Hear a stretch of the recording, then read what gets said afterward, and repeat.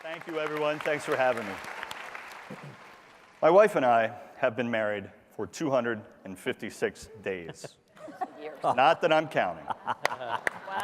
And in that time, we've gotten in 1,371 arguments. Those I counted. Does that seem familiar to anyone here? Oh, come on. What if I told you that the average couple gets in 2,400 arguments a year? That's 7 a day.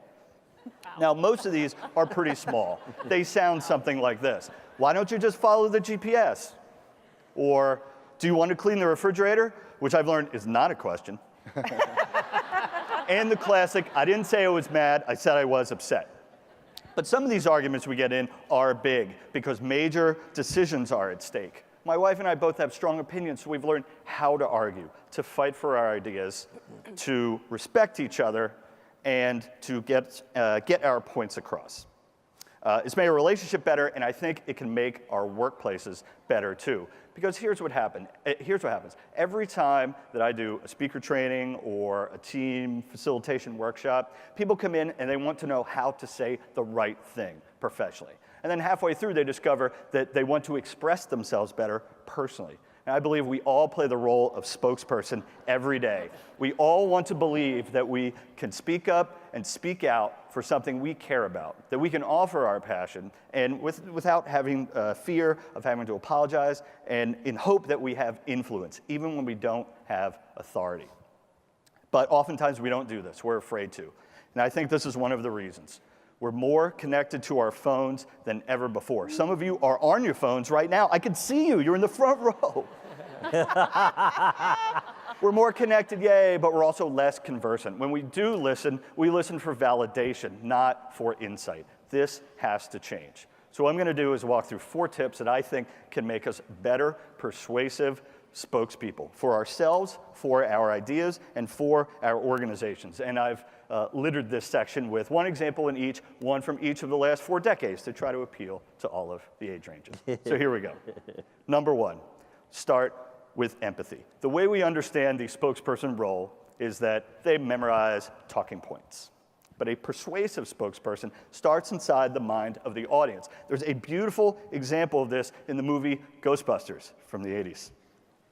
In the mayor's office, Walter Peck runs in from the EPA, runs in and says, throw these men in jail. He's got a litany of offenses. Peter Venkman, Ghostbuster, counters with, if you let us go and we can stop this thing, then you, Mr. Mayor, will have saved the lives of millions of registered voters. Everything Walter Peck said was right. Peter Venkman had empathy. Number 2. Surprise with the unusual. A well-chosen detail can grab attention and show that you know what you're talking about and you know what you're asking for. So researchers in Seattle in the 90s did a little social experiment. They had an actor go out and pose as a homeless man, and he asked people for one of 3 things. Can you spare any change? Can you spare a quarter? Can you spare 37 cents? And the last one was by far the most successful. Our brains respect the time and effort it takes to ask for something specific. Number 3, offer a small but meaningful concession. One of the biggest mistakes that we make is arguing to be right instead of arguing to be heard. Instead of inviting to consider, we are preparing for battle. In their book, Switch, Chip and Dan Heath talk about how our emotional needs overwhelm our capacity for rational thought over and over and over. Facts alone cannot convince people. People need to feel taken care of. So when you offer a small concession, you position yourself as a collaborator, not an adversary. You're in a much better position to recommend your ideas. The 4th one, and this one's a little controversial, play the bigger game. Earlier this year, after the school shooting in Parkland, Florida, a number of students gave a press conference.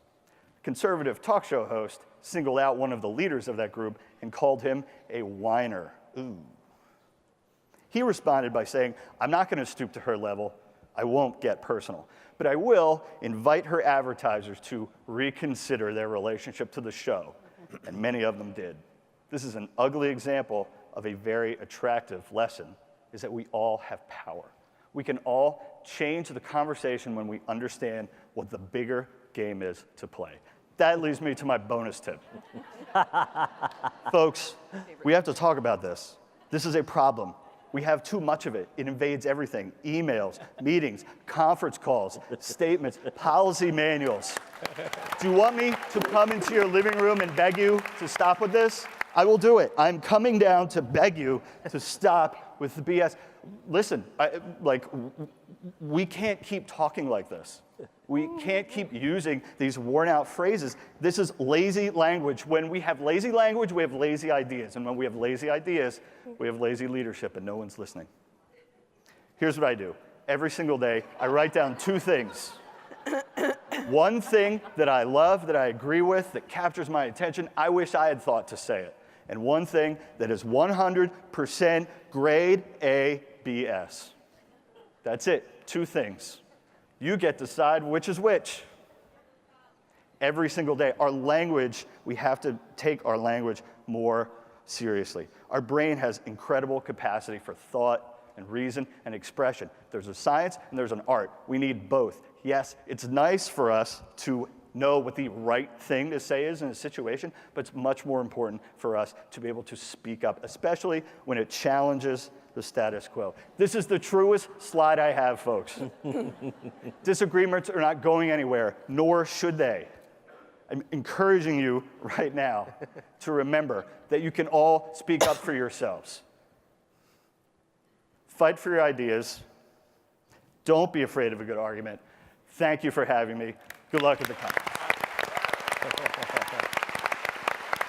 Good job, man. Way to work the room. Love it.